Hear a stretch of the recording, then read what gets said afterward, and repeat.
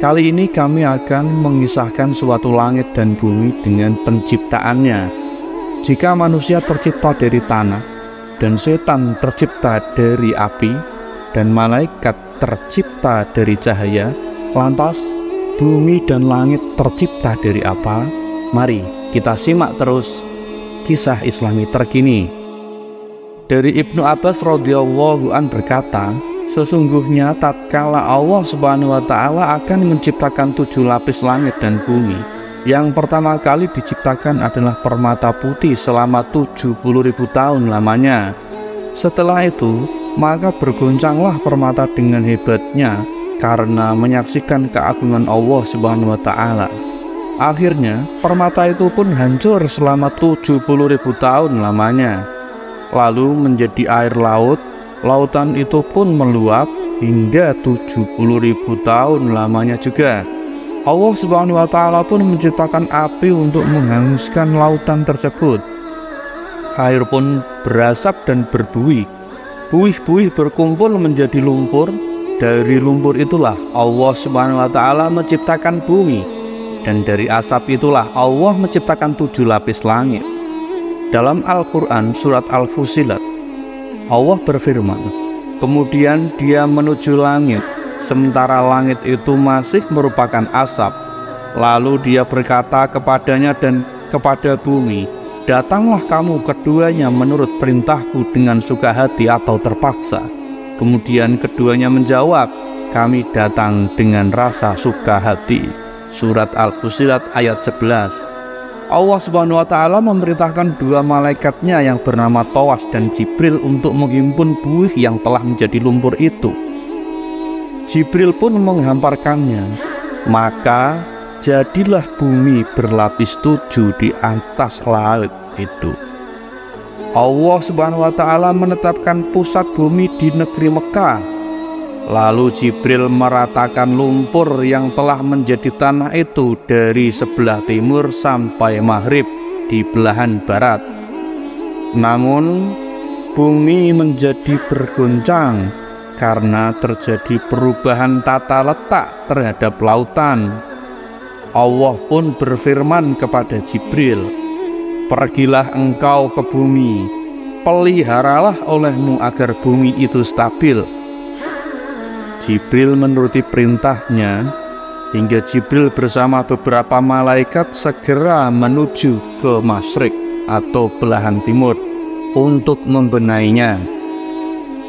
Namun lautan kemudian meluap di sebelah maghrib. Ketika Jibril membenahi di sebelah maghrib, air lautan meluap di daerah Masyrik. Menyaksikan hal demikian, Jibril kemudian menghadap kepada Allah Subhanahu wa Ta'ala. Ya Tuhanku, Engkau pelihara langitmu dan bumimu ini. Betapapun hambamu tahan dan hambamu pelihara, tiadalah terpelihara oleh hambamu ini.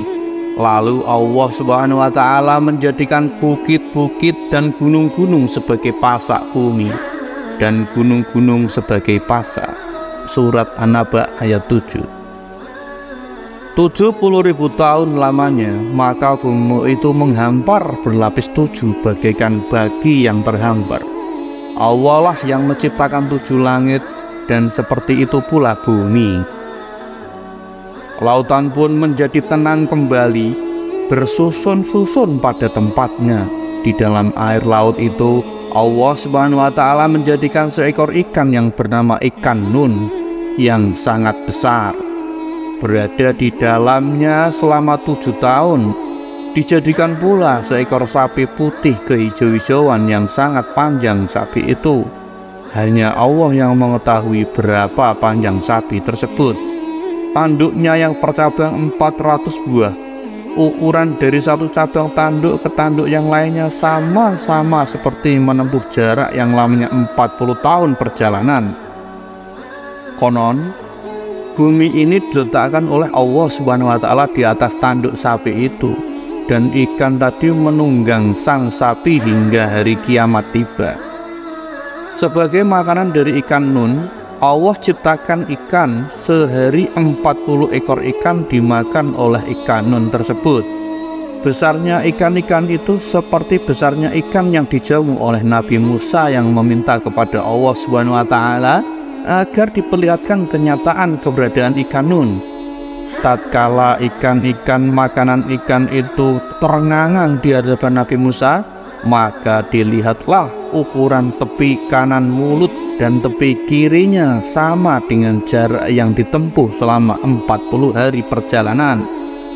Sedangkan makanan yang disediakan oleh Allah bagi sapi adalah rerumputan yang bernama kamkama. Kemudian di atas bumi ini mulailah diciptakan binatang-binatang yang liar dan jinak. Allah Subhanahu wa Ta'ala menjadikan langit 7 lapis dari asap buih yang mendidih tadi. Dari satu lapis ke lapis berikutnya berjarak 500 tahun perjalanan. Tebalnya pun demikian. Penciptaannya itu bagaikan manikam yang menyala-nyala.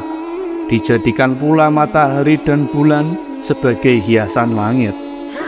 Sahib Arsila Bayani berkata, setelah Allah Ta'ala menciptakan alam kemudian ke ars, terus turun hingga ke yang paling bawah, diletakkanlah oleh Allah Ta'ala ars itu di atas kursi, sedangkan kursi diletakkan di atas alam yang 7 tingkat.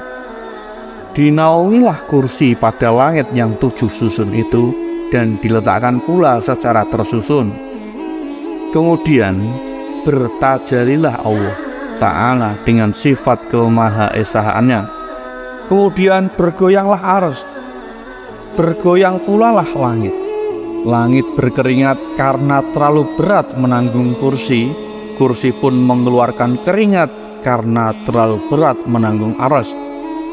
Ars ini juga berkeringat karena maha agungnya tajali Allah Ta'ala.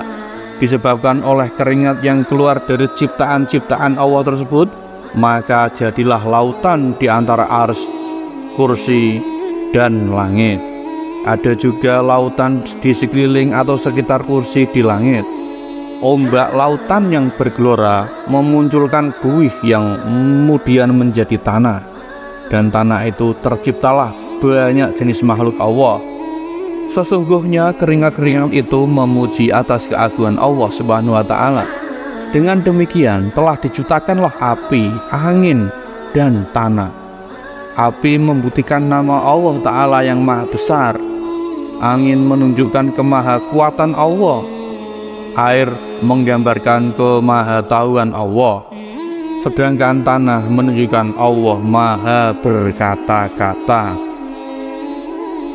Setelah alam sempurna, dijadikanlah dari asal yang 4 itu 5 macam ciptaan. Yang pertama, yang ada di angkasa. Kedua, yang berada di alam tanah. Ketiga, tumbuh-tumbuhan. Keempat, bebatuan. Dan kelima, binatang-binatang. Dalam surat Al-Imran, Allah Subhanahu wa Ta'ala berfirman, sesungguhnya penciptaan langit dan bumi dan silih bergantinya malam dan siang terdapat tanda-tanda bagi orang yang berakal. Terima kasih, itulah kisah penciptaan langit dan bumi yang jarang kita tahu. Oleh karena itu, mari kita dukung channel ini dengan mensubscribe dan komen dan share. Karena itu, jika ada sesuatu yang ingin dikritik dan saran, silakan komentar di kolom komentar. Kami dari Kisah Islami Terkini mohon undur diri dulu. Wallahul muwaffiq ila aqwamit thoriq. Wassalamualaikum warahmatullahi wabarakatuh.